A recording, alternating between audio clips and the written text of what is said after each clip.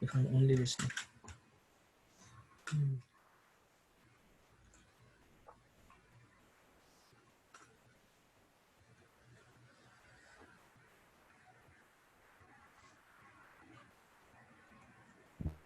Hare Krishna Prabhuji, Dandavat Pranam. Mataji, Hare Krishna. Hare Krishna Prabhuji, Dandavat Pranam. Dandavat Pranam. Hare Krishna.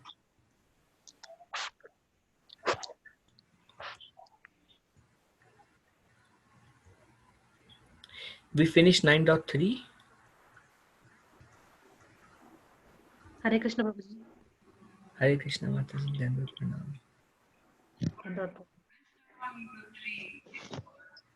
We finished 9.3. Hare Krishna Prabhuji, Dandavat Pranam. Dandavat Pranam Mataji, Hare Krishna. Yes, Yes, Prabhuji. Prabhuji. Who is Ishwar? 8.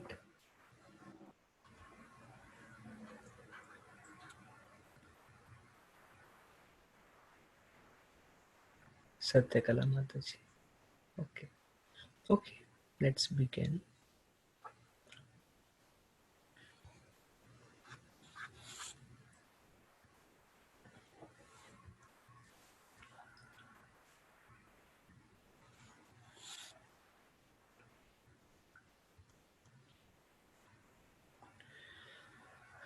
Om Agyantimirandhasya Gyananjanashalakaya Chakshurunmilitam Yena Tasmai Shri Guruve Namaha.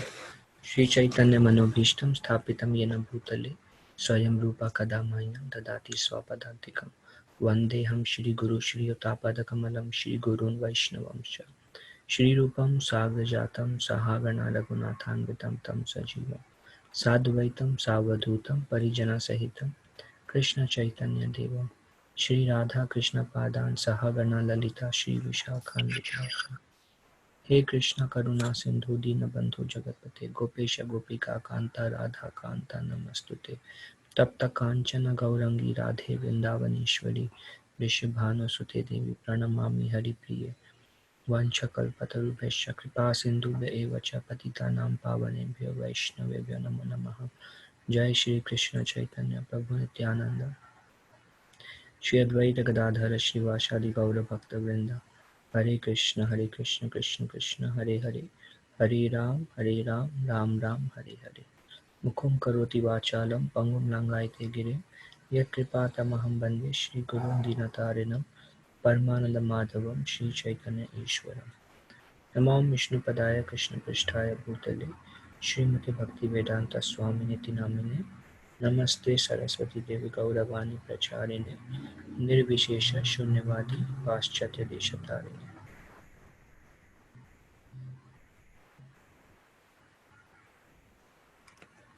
Okay, so we are continuing with the 9th chapter.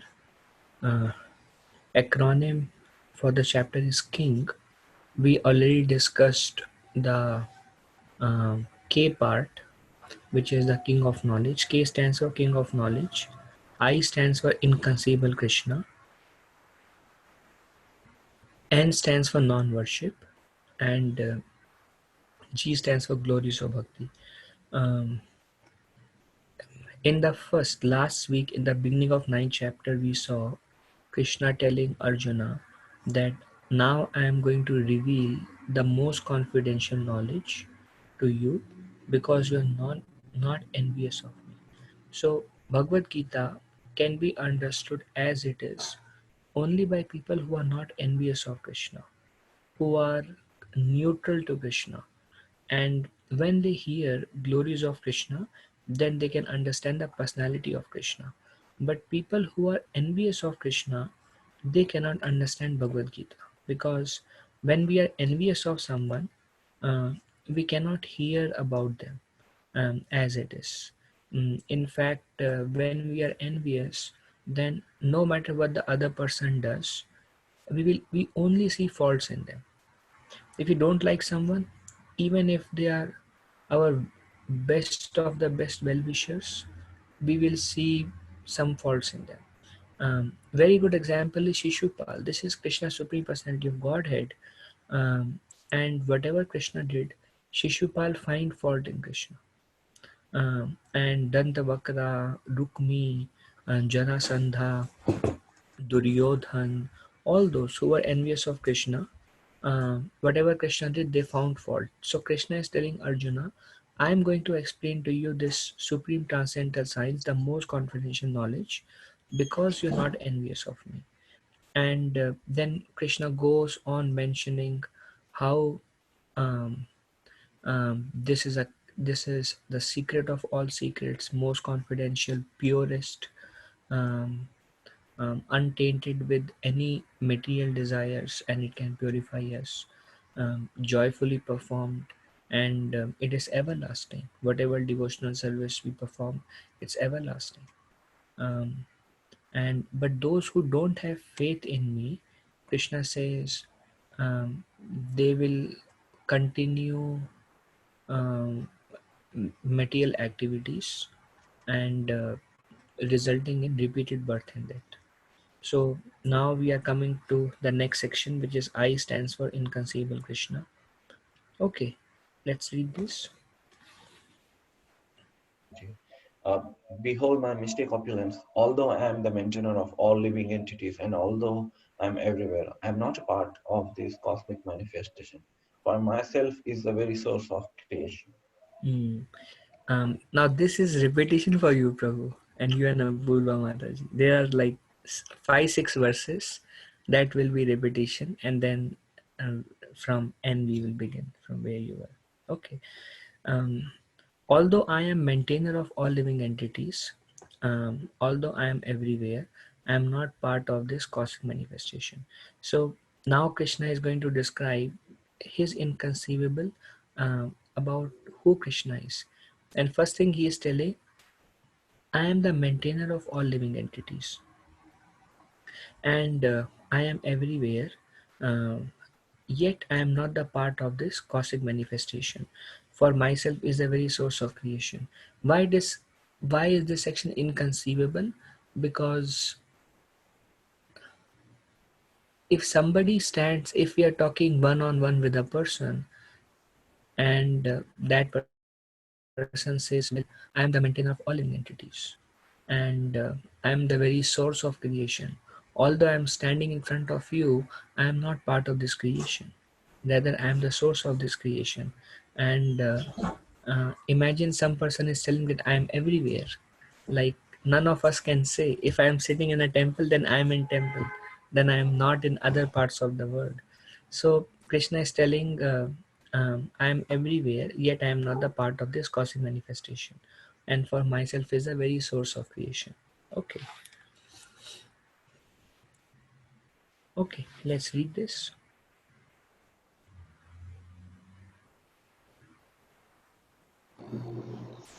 Behold of my mystic opulence, although I am the maintainer of all living entities, and although I am everywhere, I am not a part of this cosmic This is manifestation. repeated. Actually, I know I forgot to delete that slide. Okay, Okay, okay, read this, Prabhu.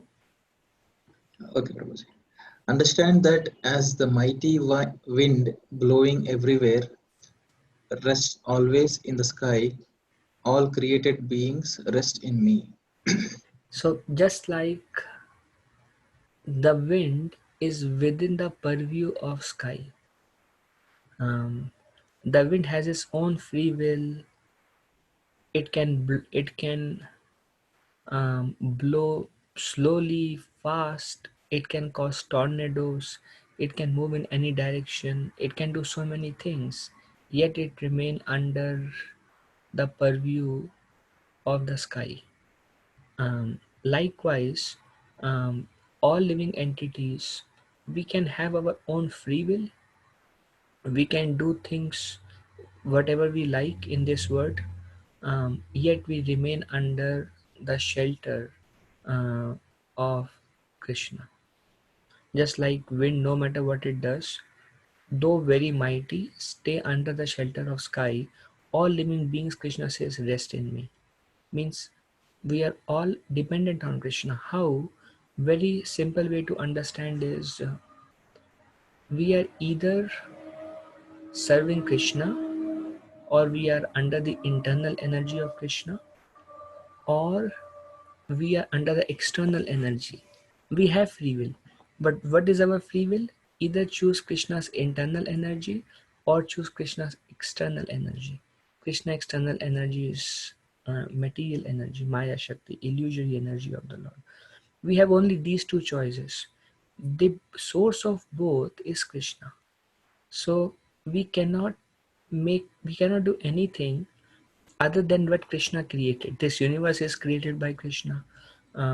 Everything is Krishna's energy, and whatever choice we make, we remain under the purview of Krishna all the time. Okay, okay, let's read this. O son of Kunti, at the end of the millennium, all material manifestations enter into my nature. And at the beginning of another millennium, by my potency, I create them again. Hmm. At the end of millennium here refers to the life of Brahma, life of Brahma. So at the end of Brahma's life, all material manifestations enter into my nature. We know that after Brahma dies, all different universes, they all enter into the body of Mahavishnu, who is expansion of Krishna. So all material manifestation enter into my nature. And in the beginning of another millennium, which is there is constant creation annihilation, which corresponds to the breath of the Supreme Lord. When he exhales, all the universes comes out. All these universes are different sizes. They all come out. And when he inhales, all universes enters back into him. Then he exhales, all universes comes out, and then he inhales, all universes enter back into him.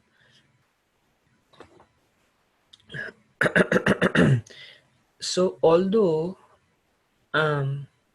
Krishna is standing in front of Arjuna in Kurukshetra on the earth planet in one of the universe as a driver of Arjuna,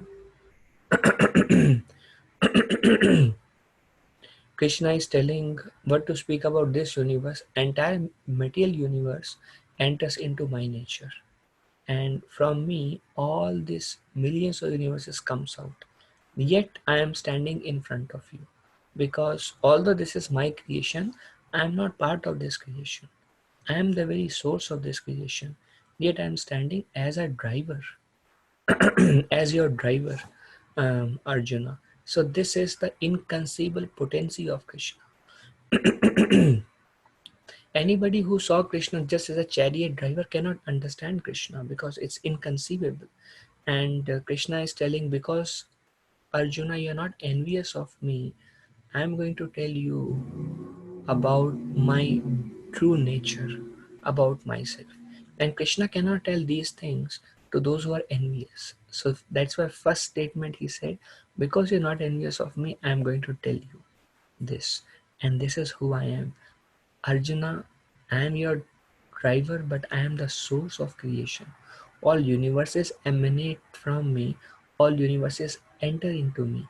This is my inconceivable nature. All living entities I maintain.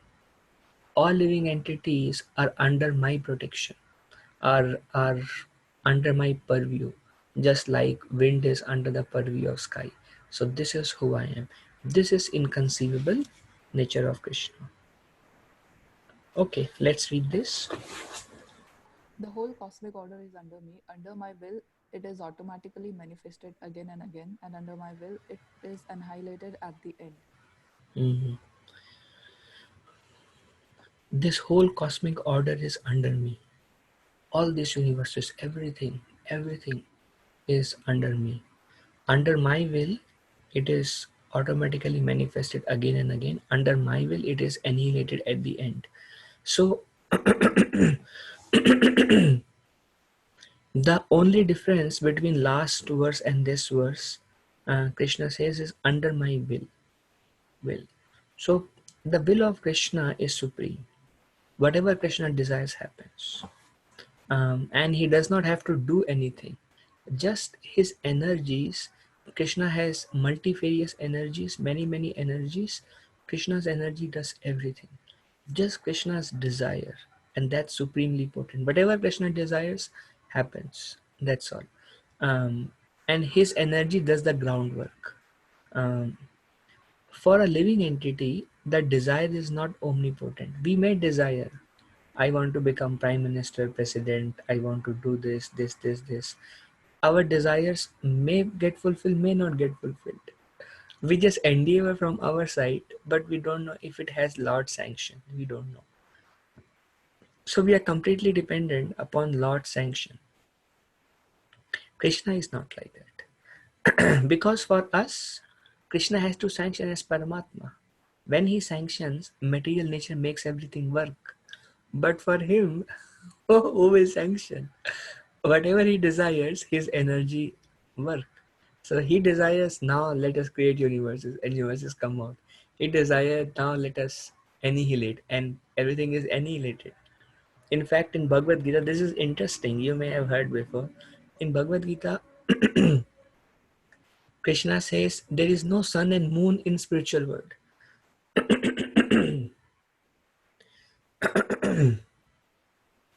But there is moon. There is moon in spiritual world, but that moon is not like, uh, does not have that kind of purpose. That moon is just Krishna's effulgence, take the form of a moon. And in Golok Vrindavan, in spiritual world, moon comes as per Krishna's will. Krishna desires, now I think night should happen, and night comes and moon comes, and then Krishna says, now I think this is enough, so now let morning come, and morning comes. So whatever Krishna desires happens. That's spiritual word, everything. Okay, so here we saw, according to Krishna's will, this whole manifestation creates and destroys. One second, let me connect charger. Where is it? Okay. So under his will, everything happens. So who does the groundwork? Krishna describes in this verse. This is the last verse for this section. This material nature, which is one of my energies, is working under my direction. O son of Kunti, producing all moving and non-moving beings under its rule, this manifestation is created and annihilated again and again. Hmm. This material nature, which is one of my energy, as we discussed, whatever Krishna desires happen, but different energies work for different purposes. Like in spiritual world, Krishna's internal energy works. But in material world, everything is done by Krishna's external energy or material energy. So this material nature, which is working, which is one of my energies, is working under my direction, producing all moving and non-moving beings. So this material energy, personification of this material energy is Durga Devi. She is the in charge of this material nature. And as we can see in a picture, Durga Devi is works under the will of Krishna. Whatever Krishna desires in this material world, she makes it happen. Um, then it says producing all moving and non-moving beings. So all the living entities, whether moving is those who moves, humans, fish, birds, animals. Non-moving is like plants, algae, or some animals, they don't move. All those. So whether it is moving or non-moving entities, they are produced by Durga Devi. Why? Because Durga Devi is a material energy. Material energy means she is in charge of Panchabhutas, earth, water, fire, air, ether, mind, intelligence, ego. These are all material energies of the Lord. The in charge of this energy is Durga Devi, and our body is made up of these material elements. So the body is produced by Durga Devi, because the elements belong to Durga Devi. Now um, we may be coming from immediate mother and father, um, but the elements does not belong to mother and father. The elements of earth, water, fire, air, ether, and all that body is made up of belong to Durga Devi, and that's how she's the in charge. She's the in charge, which is the indirect cause. Direct cause can be our father and mother. So, O son of Kunti, producing all moving and non-moving beings. Under its rule, this manifestation is created and annihilated again and again. So she makes everything happen.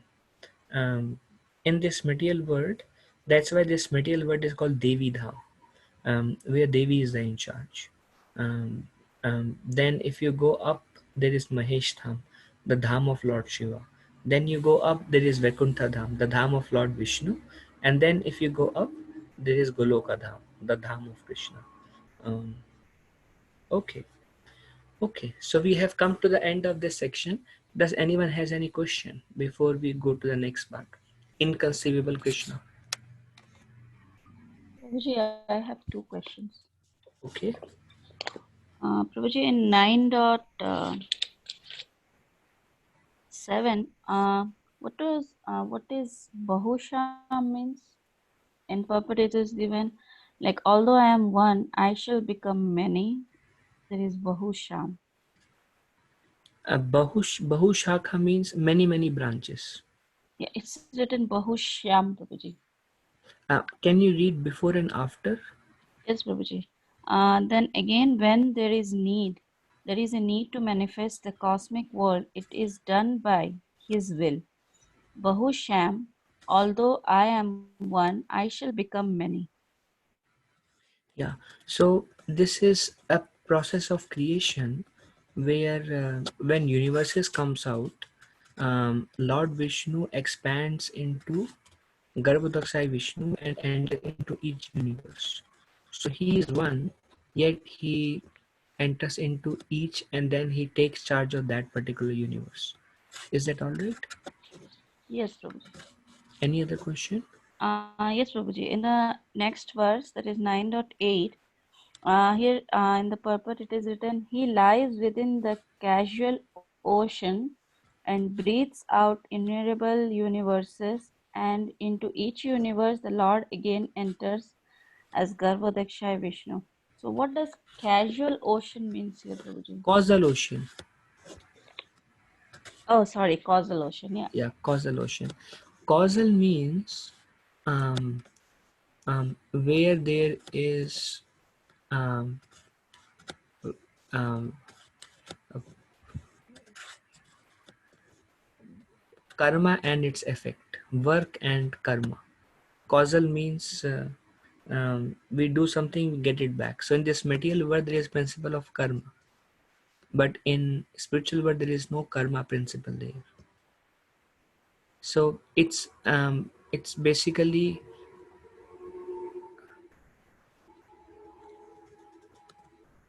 Mahavishnu, the original Vishnu, who is also called Karnodak Vishnu.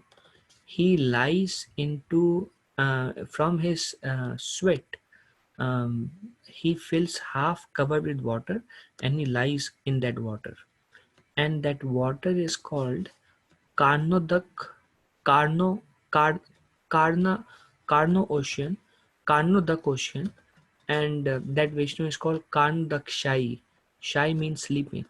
So when Lord Vishnu lies in Karnodak Ocean, he is called Karnodakshai Vishnu. And that Karnodak Ocean is also called Causal Ocean, another name for it. Is that all right? Yes, Prabhuji. Thank you. Okay. Anyone has any other question? Okay. So let's begin with non-worship now. Now, now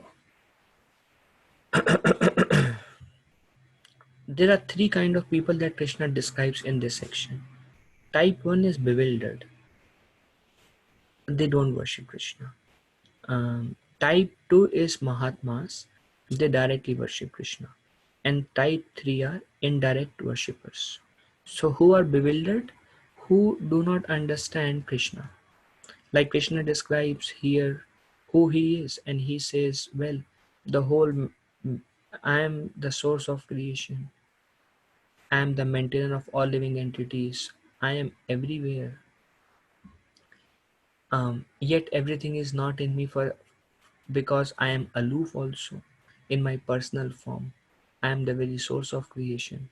All this material manifestation emanate from me, and they enter back into me just by my will, and my will is carried out by material nature, Durga Devi. I just desire, and my energy make things happen. But everything is working under my direction. So some people can understand this is Krishna.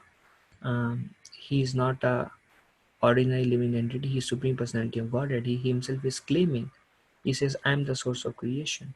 Scientists say creation came from Big Bang theory. Creation came from, I don't know what all other theory exist. Black hole. Uh, I don't know. So many things scientists say creation came from that, and Krishna is telling, "I am the source of creation."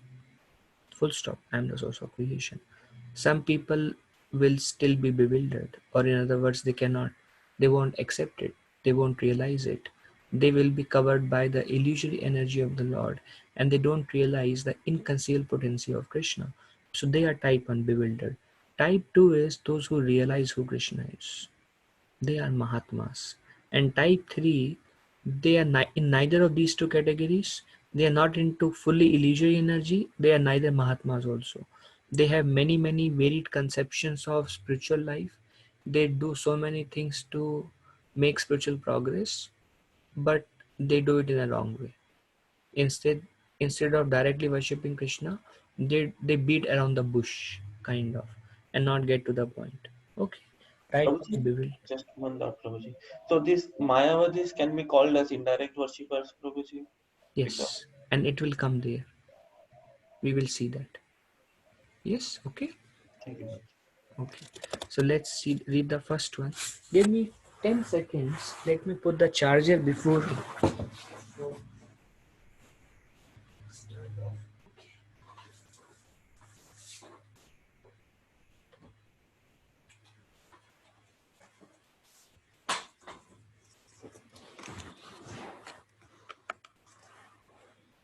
All right. Uh, okay, let's read this.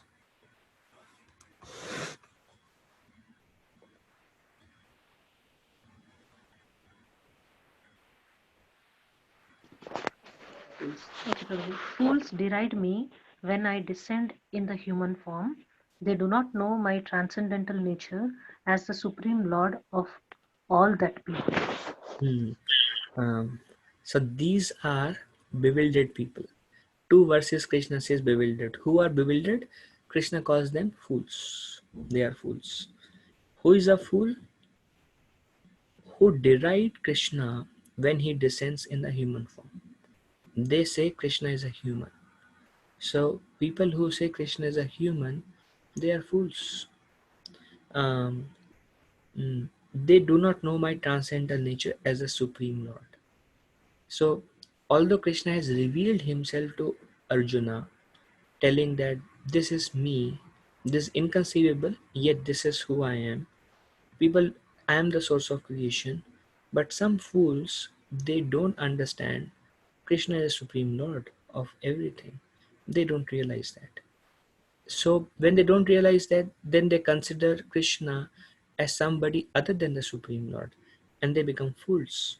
Now, what do they do now?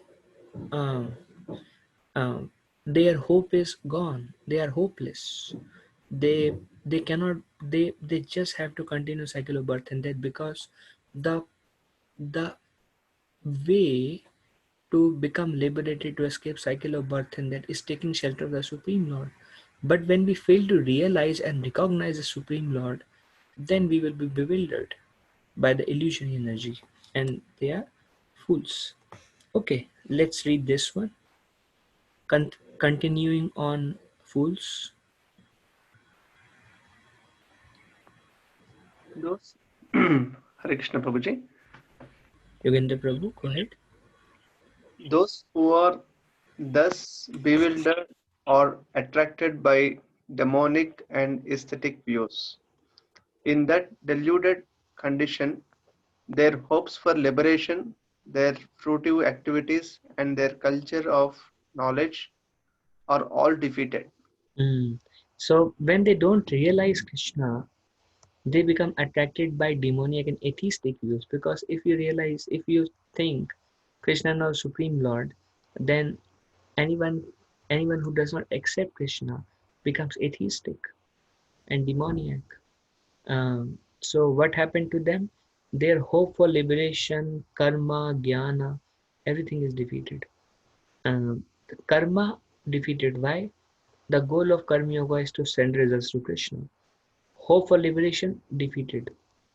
Well, the way to become liberated is by surrendering to Krishna. But if you don't realize Krishna, how can you surrender? Culture of knowledge is defeated because um, Krishna says in 15 chapter 15 verse Vedesha sarva aham vedya. From Vedas I am to be known. But when we don't know Krishna, then what is the use of that knowledge? And all our hopes are defeated. Okay, so these are bewildered people, and then when they are defeated, when when they are not trying to direct their desire towards serving Lord, then as you see in the picture, they are engaged in so many materialistic activities because we have to have some desires. We have to do something. Either we are having spiritual desires or we'll have material desires, like as shown here. So they are bewildered and they run after material energy. Now, some of them they realize who Krishna is, and they are called Mahatmas. Let's read something about Mahatmas.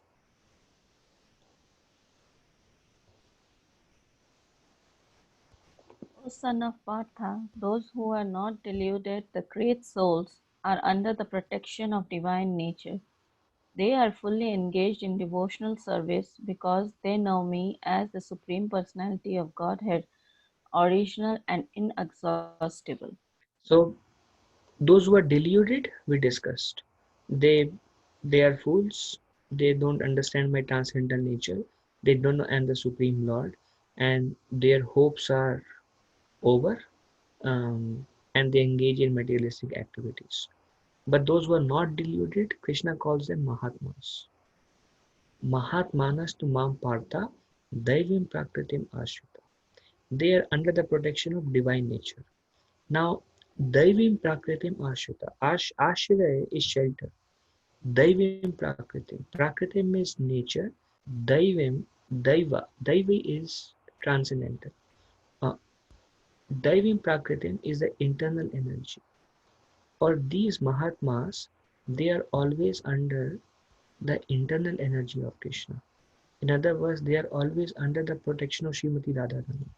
This is the only verse that indirectly speaks about Srimati Radharani because she is the internal energy, personification of the internal energy of the Lord. No other verse speaks about her except this is the only verse in Bhagavad Gita. Devim Prakritim Ashrita. So, who are those who are under her protection or under the spiritual energy? They are Mahatmas. Mahatmas. Mahatmanas to Mam Partha. Daivim Prakritim Ashrita. Mm, they are fully engaged in devotional service. So how do they act? Mahatmas, they are 24 by 7 engaged in devotional service. That's how they remain under internal energy. They are constantly engaged in devotional service. Um, why they engage in devotional service?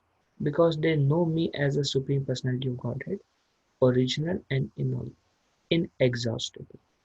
So this is Mahatma. So we discuss about there are two words, Duratmas and Mahatmas.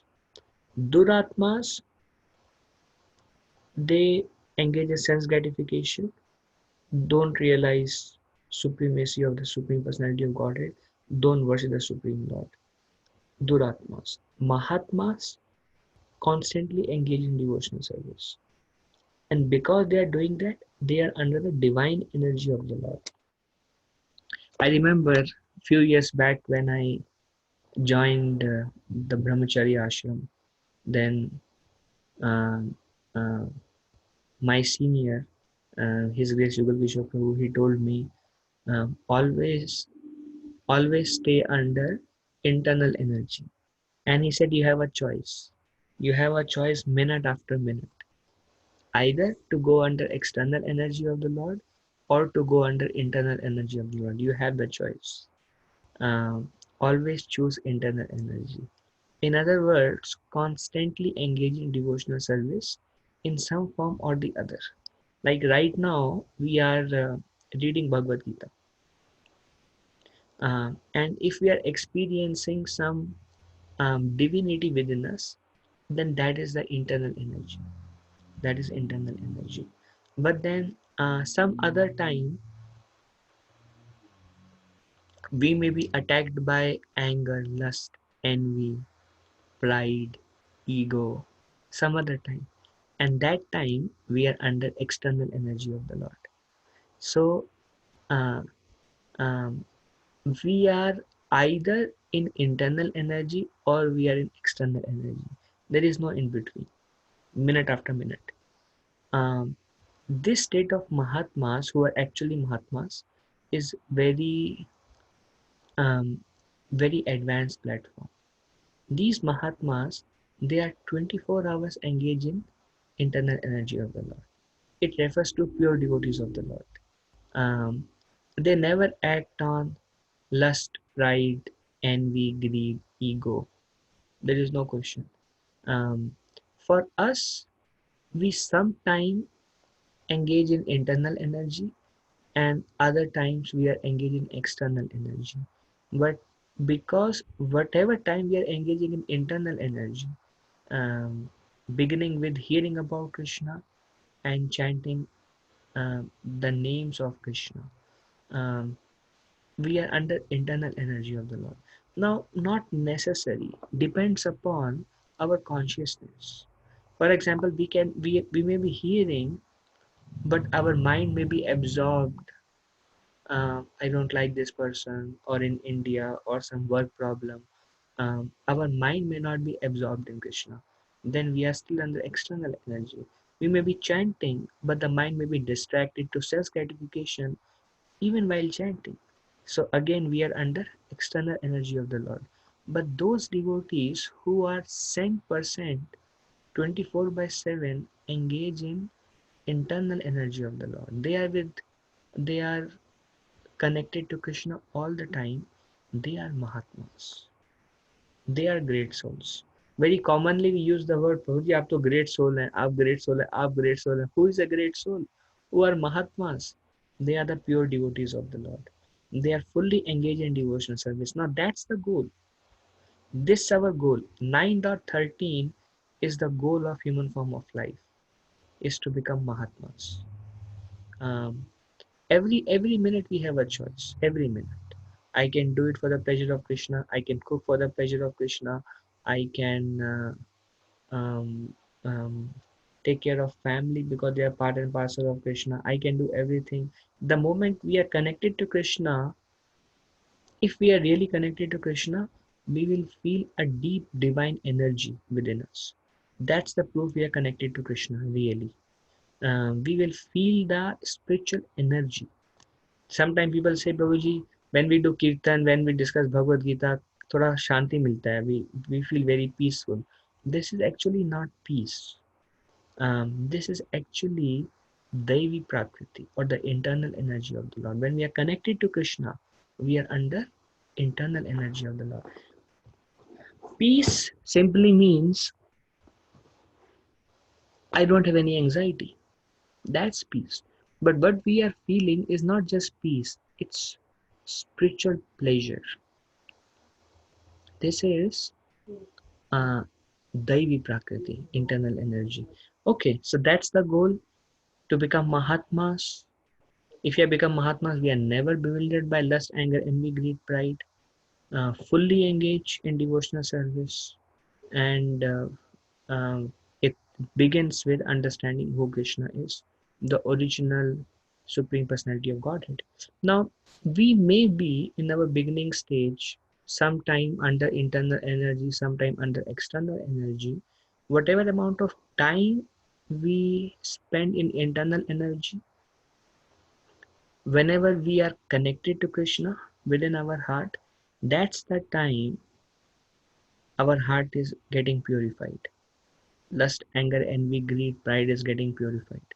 If we are chanting but not attentive, if we are hearing and not attentive, if we are not putting our heart and not feeling any connection to Krishna, then it may take very long time for us to become pure, because the process to become pure is not the activity but the consciousness. When we are connected to Krishna, that ecstasy that we feel in our heart, that burns away the impurities in our heart.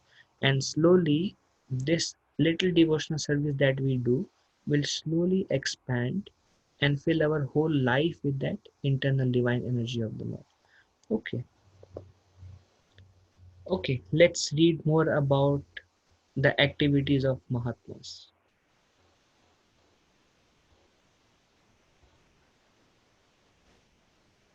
Always chanting my glories, endeavoring with great determination, bowing down before me, these great souls perpetually worship me with devotion. Hmm. So, what are their activities of Mahatmas? Always chanting my glories. Satatam kirtiyanto mam. Satatam, always. Kirtiyanto mam. Kirtan, chanting. Satatam kirtiyanto mam. They're chanting about me.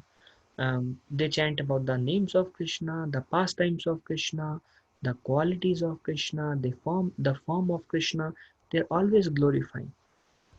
What do we glorify? The name, the form, the qualities, and pastimes. So these Mahatmas, they're always engaged in devotion service. They're always glorifying the Lord. Always glorifying the Lord. When we are glorifying the Lord, we are actually in Vrindavan. Vrindavan is a state of consciousness. It's a physical place also. It's a state of consciousness also. In Vrindavan, all the devotees are always glorifying Krishna. Always glorifying Krishna. Day and night, whatever Krishna does in a day, in the night they all sit and discuss. When they feel separation from Krishna, they discuss about Krishna. They do plays, they act Krishna's pastimes that have happened in the past. They're always Krishna conscious. So what we are doing is we are training ourselves to become always Krishna conscious. That is the way to get entrance into Vrindavan. Is to train ourselves to become a resident of Vrindavan, being in this world. But then we have to follow these two verses. Of these are Vrajvasis. This verse is for Vrajvasis. That's why Radharani comes in these two verses. Daivim Prakritim Ashrita. So they are very confidential verses in this ninth chapter. And this is one of the reason this chapter is called the most confidential knowledge. Because the epitome, Krishna can speak about so many things in Bhagavad Gita. But what is the epitome Krishna is telling? This is the epitome, Mahatmas, great souls. What are their activities? Always engage in devotional service. Full stop. Always chanting my glories. Like you see in this picture, there is Prahlad Maharaj. He's always glorifying Krishna. He's fearless. He's glorifying Krishna in front of demoniac father Hiranyakashipu, knowing that my father may kill me if I glorify Krishna. He's glorifying Krishna. All odds are against him. He's fearlessly raising his hands and glorifying Krishna. That is Mahatmas. What a faith! He's just 5-year-old boy. Sanda and Marka, his teacher, are chastising him. His father wants to kill him. It's a demoniac planet. Everybody surrounding him is a demon. And wherever he finds demoniac children who are the sons of demoniac fathers, who are supporter of Hiranyakashipu, he is raising his hands and glorifying Krishna. And because of his ecstasy, he is putting everybody into divine consciousness. They all little Lilliputs. They are raising their hands and chanting the names of Krishna. and hearing the pastimes of Krishna and becoming so absorbed, and they're like, wow, this is amazing. Prahlad, where, how you got all this from? You were always with demons only. Where you learned? And Prahlad Maharaj said, from my spiritual master Narad Muni. I heard it from the womb, and from there onwards, I became a pure devotee of Krishna. So, this is an example. Always chanting my glories, endeavoring with great determination. See the determination of Prahlad Maharaj? It's like a rock. We will discuss more about determination in 18th chapter. It comes. Uh, uh, endeavoring with great determination, bowing down before me. They always bow down. These great souls,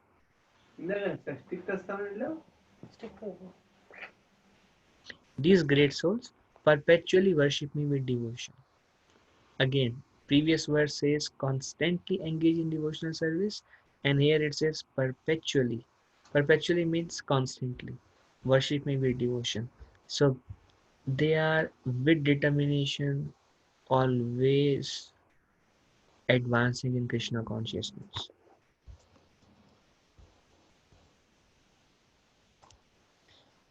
Alright, let's go ahead.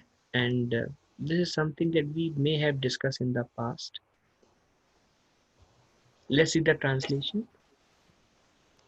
Therefore, material senses cannot appreciate Krishna's holy name, form, qualities, and pastimes. When a conditioned soul is awakened to Krishna consciousness and renders service by using his tongue to chant the Lord's holy name and taste the remnants of Lord's food, and tongue is purified, and one gradually comes to understand who Krishna really is. Atha Shri Krishna Namadi Na Bhavet Griham Indriya. So we cannot understand Krishna with our senses, with our mind, with our intellect. We cannot understand Krishna as he is. With our eyes, we cannot see the deity of Krishna is not different from Krishna. With our we cannot understand Krishna, full stop. So how do I understand Krishna? Through devotional service. When we serve the deities, then we realize who deities are. When we chant the names of the Lord, then we realize the holy name of the Lord is non-different from Krishna. But if you're not chanting, then theoretically understanding the power and the potency of holy name as the most important anga of devotional service, we cannot understand. We have to render devotional service. Bhaktya mam abhijanati. Only by devotion can I be known, O Arjuna. So, what we have to do? We have to do seva, devotional service. What kind of seva? Sevan mukhe. Mukhe is beginning. Sevan mukhe hi jiva. Though devotional service starting with jiva, the tongue. The tongue has two functions: to taste and to speak. So when we chant Krishna's glories and when we taste Krishna Prasada, that's how we can understand Krishna. Okay, now type C, indirect worshippers. Um, let's begin. We have already discussed that those who are those who are under illusion, deluded, bewildered souls, and those who are pure devotees, Mahatmas, great souls, who are under the shelter of Srimati Radharani. So these two we have covered. Now there are so many others who are trying to advance spiritually that Krishna is going to describe here. All right. Others who engage in sacrifice by the cultivation of knowledge worship the Supreme Lord as the one without a second, a diverse in many and in the universal form. Others. Now Krishna already described someone atheistic, demoniac, pure devotees. But not everyone is in these two categories. Then others who engage in sacrifice by the cultivation of knowledge. They do Gyan Yoga, Yagyas, and Jnana. Worship the Supreme Lord as one without a second. This is Brahman. Those who worship God as one without a second. Everything is is enters into God. That's Brahman. Those who worship Him as one without a second, as diverse in many. This is demigod worshippers, as diverse in many. Where as diverse in many means There is one God, and Brahma, Vishnu, Shiva, Devi, Durga, and everyone is one. They're all God. Anybody you worship, you will go to God. So their understanding is that God is diverse in many.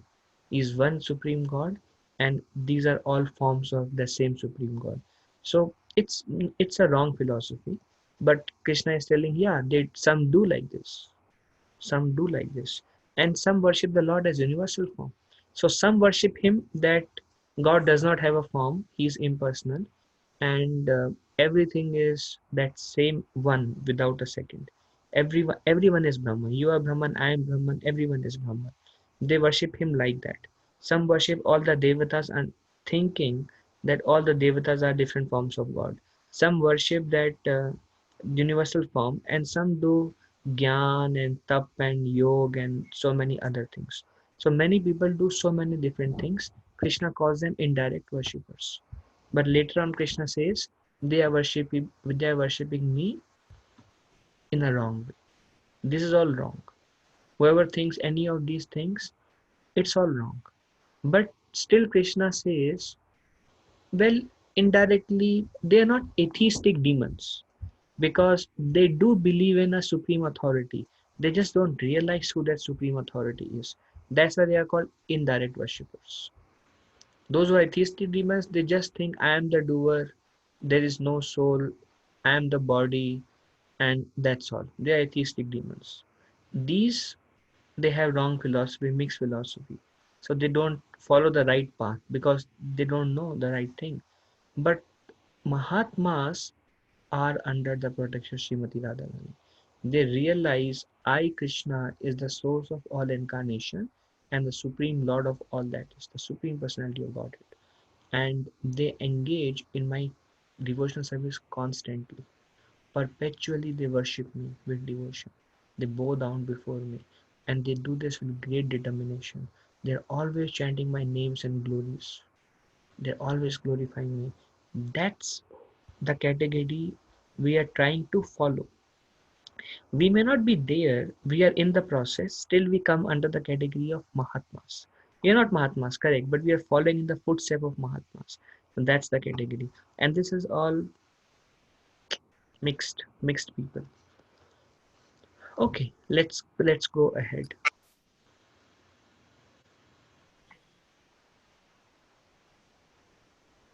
Let's read this. But it is I who am the ritual, I the sacrifice, the offering to the ancestors, the healing herb, the transcendental chant. I am the butter and the fire and the offering. Hmm. And now some people do sacrifice, some people worship ancestors, some people offer ghee in the fire of yagya, some people chant Vedic mantras, and Krishna is telling it's all me. Although they are doing so many things, they are worshipping me only. So this is how Krishna is telling that they are worshipping me, but indirectly. Directly are Mahatmas discussed, but they do so many things. Um, it is I who am the ritual. Some follow ritual, fasting on this day, do this, this is favorable, do this, do this, do this, do this. So many rituals. In India, different part of India has different rituals. Um, some do yagya, sacrifices, fire sacrifices. Krishna says that's me. Some offer to ancestors. They worship ancestors, pitras, and they go to pitralok. So Krishna says when they offer to pitras, they are worshipping me only. The healing herb, some Ayurveda and all those things. Transcendental chant, the Vedic mantras, that's me only. I am the butter, the fire, and the offering. The fire and butter, everything is me. So indirectly Krishna is telling he is the source of everything. They may be doing so many different ways to worship Krishna. Some worship Supreme Lord as Brahman, some worship Devatas, um, and some just do karma, and some here do fire sacrifice, some worship ancestors. So some follow so many rituals. So they all have some faith. They are all indirectly worshipping Krishna, but Krishna says Avidipurvakam. It is a wrong way. It's a wrong way. Rather go back to verse number 13 and 14 and try to follow the footsteps of Mahatmas, understanding me as Supreme Personality of Godhead, always chanting my glories. Okay, let's read this. I am the father of this universe, the support and the grancer. I am the object of knowledge, the purifier and the syllable Om. I am also the Rig, the Sama, and the Yajurveda. So some people read Yajurved, Samved, Atharved, Rigved. Some go to Himalayas and chant Om, uh, the purifier. Um, some read Vedas for all this purpose. So Krishna is telling, I am the object of knowledge. Object of knowledge means goal of knowledge, means is to know me. I am the father of universe, mother, support, grandsire, uh, everything. Some worship actually the universe or the universal form. Krishna says, that's me. I am Om. I am all the Vedas. So if anyone is doing all these things, they're indirectly worshipping me. Wrong way, wrong way. But they're worshipping me only. So in other words, Krishna includes everybody. And Krishna is telling, well, everyone is following me. Some are completely in external energy, bewildered, materialistic desires. Some are doing so many other things which are not needed, but indirectly worshipping me. Some are Mahatmas. Okay, let's read. We will read two verses together. This and next one. Someone can read. Those who study the Vedas and drink the Soma juice, seeking the heavenly planets, worship me indirectly. Purified of sinful reactions, they take birth on the pious heavenly planet of Indra, where they enjoy godly delights. Okay, let's read one more and then I will explain both together. Continue. When they have thus enjoyed vast heavenly planets pleasure, their pious activities are exhausted, they return to this mortal planet again. Thus, those who seek sense enjoyment by adhering to the principles of the three Vedas achieve only repeated birth and death. Mm. So there are some people, they drink some juice and um, they read the Vedas and they want to enjoy the heavenly delights and they go to heavenly planets. I was talking to one person, he's a Westerner, and he told me that I want to take drugs and opiums. I said, that is nonsense. He said, no, I really want to do it. I think that's a bona fide form of self realization. I said, that's nonsense. And he said, no, I don't agree with you. I have taken drugs and opiums in the past and I felt something ecstatic because you have not taken, you have not realized the value of it. So I want to do it again. I again said that is nonsense. Then I said the means is Hare Krishna Mahamantra. That's not the means. And he said, but Krishna says that in Bhagavad Gita. I said, where does Krishna say? He said, yeah, see Krishna in 9.20. Krishna says, study the Vedas and drink the som juice. So we are reading Bhagavad Gita, so I'm studying the Vedas and I want to take drug and opium. And then that's also worshipping Krishna indirectly. Yes, Krishna says here they worship me indirectly. Then they get heavenly planets and then they enjoy heavenly sense pleasure. And then what do? In the last, they say they achieve only repeated birth and death. So I told him, well, you can take all these drugs, read the Vedas, and perform Vedic ritual sacrifices, go to heavenly planet, come back. What will you get? You get repeated birth and death. Is that what you want? He said, no, that's not what I want. I want eternal liberation. I said, yes. I told you that's nonsense. So the goal is to become Mahatmas. Some are trying to worship Krishna by desiring to go to heavenly planets. They think there is lot of material pleasure in heavenly planet, let me go there. But Krishna says, yes, you can go there, but you will get only repeated birth and death. Krishna says that in the 8th chapter, starting from Brahma Loka down to hellish planet, every place is a place of suffering. Whether you become Brahma, or you go to Kailash, or you go to uh, heavenly planet, or Janalok, Taplok, Mahallok, or you go to Atal, Talatal, Sutal, Patal, wherever you go, Krishna is telling you will only get suffering. These are all places of suffering. Why they are places of suffering? Because there is only repeated birth and death. Anywhere you go in this material planet, you will only get birth and death. Life in this world is temporary, and we don't even realize when the last moment comes. It just comes unnoticed. Uh, and so we have to secure our, we have to make the proper use of the human form of life that we have received. Now, it is said to get a human form of life is extremely rare, but having received it, we have to properly utilize it.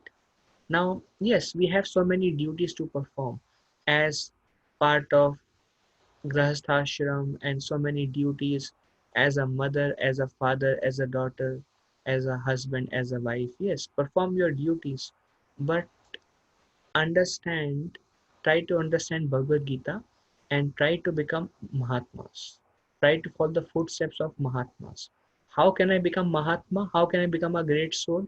What is the most authentic way to practice spirituality as per scriptures, as per Bhagavad Gita, as per Krishna?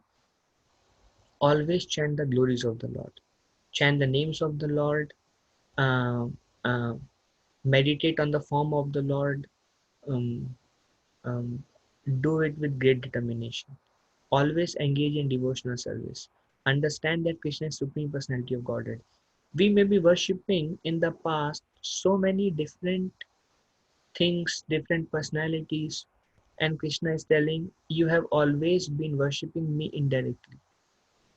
Whatever you have done in the past, so many fastings, sacrifices, so many going to temple, so many pujas at home, so many obeisances to so many personalities.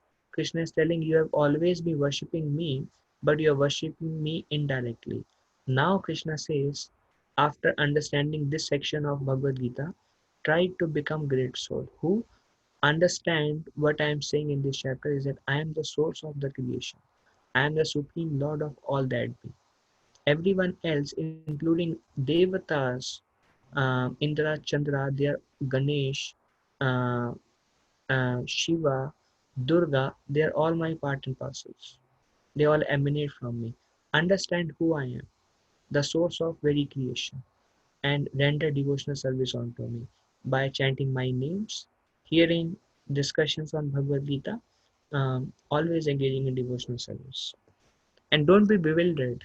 Don't be bewildered. Okay, now how does Krishna help? How does Krishna reciprocate to those who are trying to practice Bhagavad Gita? Let's read this.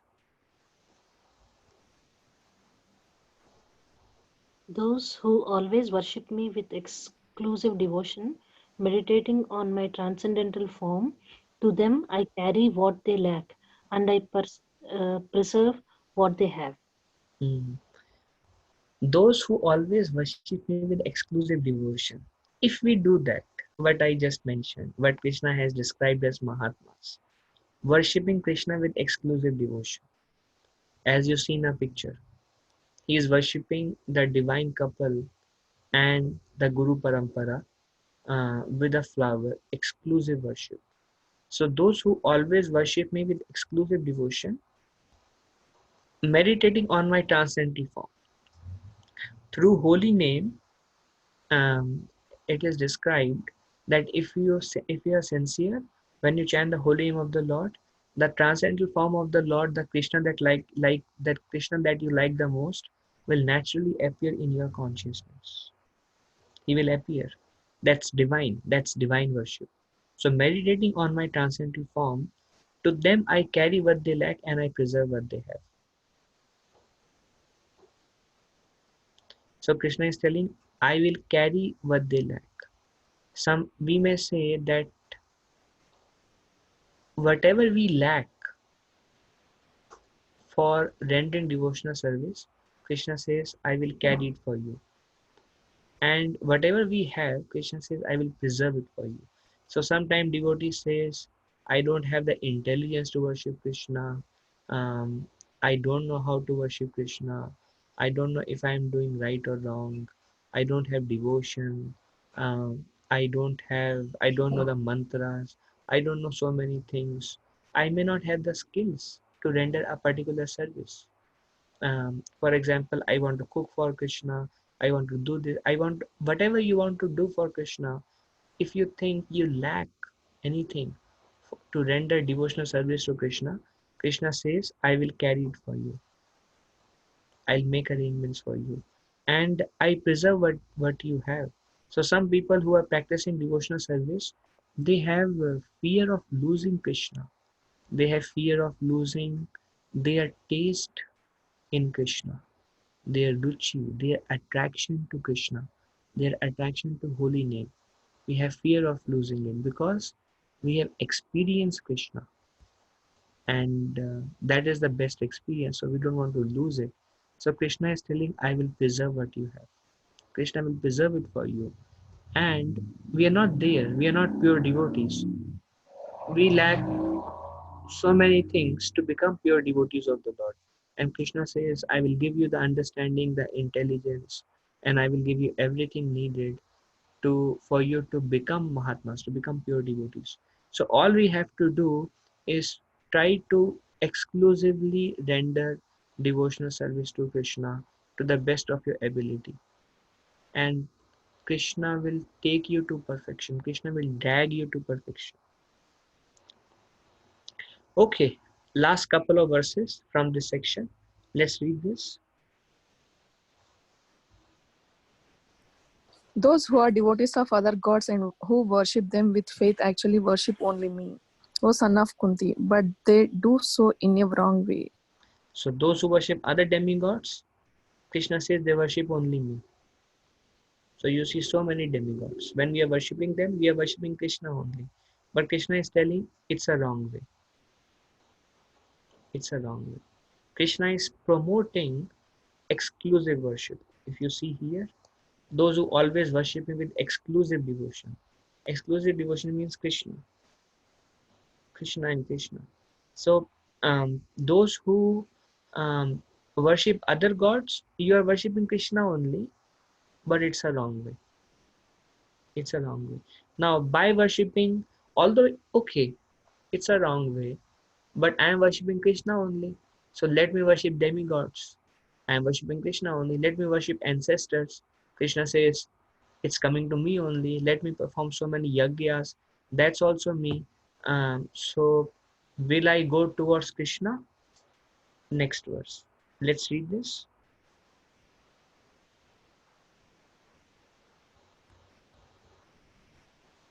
Those who worship the demigods will take birth among the demigods. Those who worship the ancestors go to the ancestors. Those who worship ghosts and spirits will take birth among such beings, and those who worship me will live with me. So will we go to Krishna? No. Only if we exclusively worship Krishna, Krishna will carry what we lack. We lack pure devotion. Krishna will carry everything to become pure devotees. Krishna will carry for us. But if you are worshipping demigods, you are worshipping Krishna indirectly, and the destination is also we stay in this material world. We worship ancestors, we go to Pitralok. We worship ghosts, we become ghosts. Ghosts and spirits. Some people do black magic, kala jadoo, and many, many things. So it's a ghost worship, and they become among the ghosts. And those who worship Krishna, Krishna says, they will come to me. Krishna is the essence. Some ignore Krishna's form and worship in indirect ways. Everything is considered of his energy. Also, all things are designed to lead to him eventually. So here we come to the end of the second section, which is non-worship. So we saw in summary three kind of people: those who are bewildered, atheistic, demoniac, are running after material desires, They consider Krishna's form, they don't consider Krishna's form as transcendental and Krishna as Supreme Lord. So their hopes are bewildered, their knowledge is bewildered, and continue secular birth and death.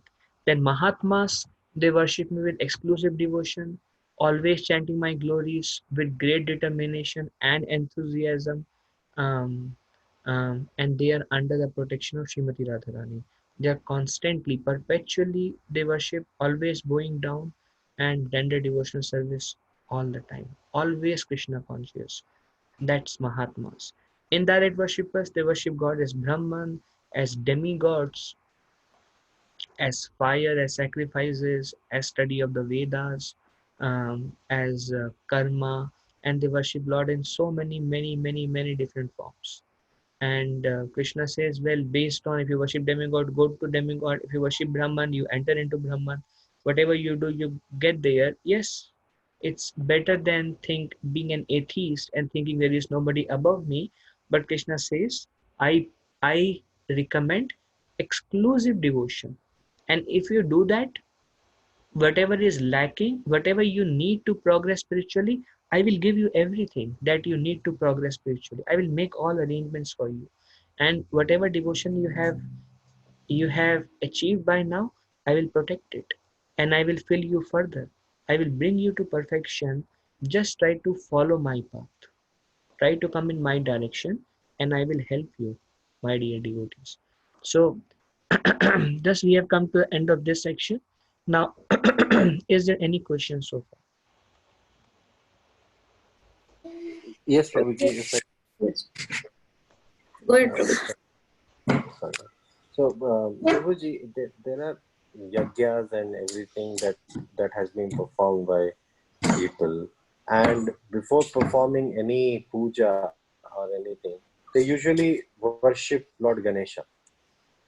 Right? So these rituals that they are there. So according to Lord, now this has this has been abolished. Right? We should not do demigod worshipping at all. Right? Or should we understand in a different way? So is your question, should we worship Ganesh? Is Yes, that? Prabhuji. They usually do before doing any auspicious things. They some Vedas and everything it prescribes to do worship of Lord Ganesh before you Yeah, even yeah, start puja or anything they do. yeah, How do you yeah. understand? Well, if we should do or not, um, there is no need. Uh, One time, one devotee was building like Srila Prabhupada asked one devotee to build a temple. They were building Krishna Balaram temple in Vrindavan, and there were a lot of obstacles. And one devotee asked Prabhupada, Prabhupada, can we worship Ganesh to remove obstacles to so that the temple can be completed? And Prabhupada said, that's all right. That's all right. So Prabhupada did not say, yes, you should. And Prabhupada did not say, no, you should not. Prabhupada said, that's all right. You can do that. But we should understand that when we worship other personalities who are part and parcel of Krishna, first thing, we should never disrespect them because they are divine personalities. And that's why they have been given that post, because they are all devotees of the Lord. So we respect all the devotees. Then how can we not respect such great devotees? And Ganesh is one of the greatest devotees because he is the one who wrote all the scriptures. He wrote Mahabharat, all the Vedas. He is the one who wrote Shrimad Bhagavatam. Ved Vyas told him, and Ved Vyas told Ganesh, until you yourself accept whatever I am writing, you should not write unless you are convinced with my words. And Ganesh said, all right. So Ganesh is writing Ishvara Parama Krishna Sachitananda Vigraha. So he's accepting, yes, Ishvara Parama, the Supreme Personality of God, it is Krishna. His form is Sachitananda Vigraha. So Ganesh is a pure devotee of the Lord, a great devotee of the Lord. But we don't worship him as God. Just like we don't worship a devotee of the Lord as God. That is not good. That is not good. We worship them as part and parcel of the Supreme Lord, as representative of Supreme Lord and great devotees. We can take their blessings. Just like when you approach a devotee, what do you tell them? You don't tell a devotee, Prabhuji, you are Supreme Personality of Godhead. They will be offended. But you tell devotees, um, please bless me so I can become very nice devotee, so I can advance, so I can receive the mercy of Krishna. Like that, we can worship Ganesh. He's a pure devotee of Krishna. But we should not worship him. Um, my business, please remove obstacles, please do this. That is not very much recommended. That is being bewildered. Is that all right? Yes, Devashish Prabhuji. Prabhu? Thank you, Prabhuji. Okay. Anyone else has any other question? Prabhuji, I have one confusion. In verse 21, it's written the three Vedas. So it's like the same for the four Vedas? Like, Yeah. So initially it was only one Vedas. Initially, just Yajurved. It made into two, it made into three, it made into four. But if you see Prabhupada in the purport mentions all the four names. So that's referring to all the four Vedas. But initially it was one Vedas and then growing. So Krishna mentioned about the three Vedas that were common that okay, Prabhuji. time. Okay. Anyone else has any other question?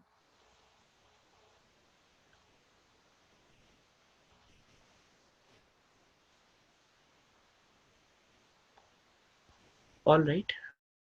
We will end here. And the last section we will begin next week. And yeah, so my obeisances to all of you. Thank you all very much for your association. Vancha kalpatarubhasya kripa sindhubhe evacha patitanam pavanebhyo vaishnavebhyo namo namaha. Ananta Koti Vaishnavendra ki jai, Srila Prabhupada ki jai. Thank you very much. Dandavat pranam. Hare Thank you, Krishna. Prabhuji. Hare Krishna. Hare Krishna.